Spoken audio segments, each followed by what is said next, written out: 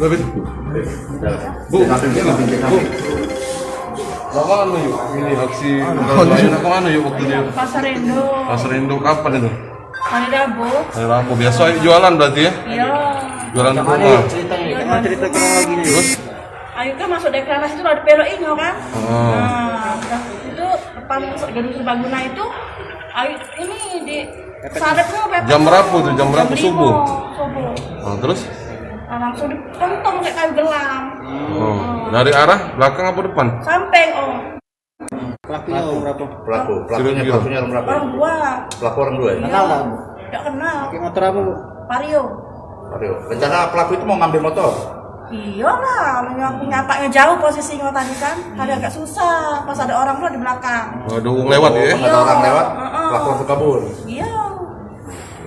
Yuk, dengan adanya laporan ini kita berharap sama pihak kepolisian siapa yuk? Yo, tolong nih ya, udah banyak kejadian di situ. Ibu-ibu banyak yang dibunuh, total banyak ibu-ibu. Aku mau Untuk Pemda tuh minta lampu diterangkan, lampu jalan kan.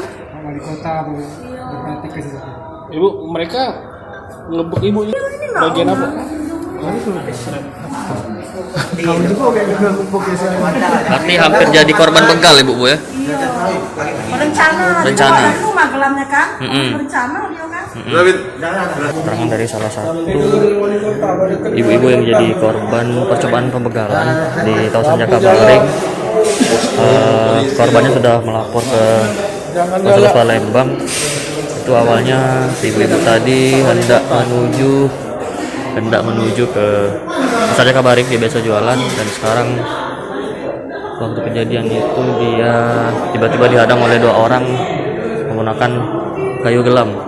Setelah terjatuh dari kendaraan dipukul, ibu itu sempat terpental dan ditolong salah satu pengendara sepeda motor dan berhasil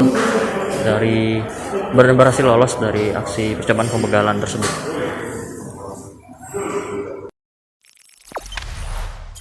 Jangan lupa subscribe, share, komen, dan like ya.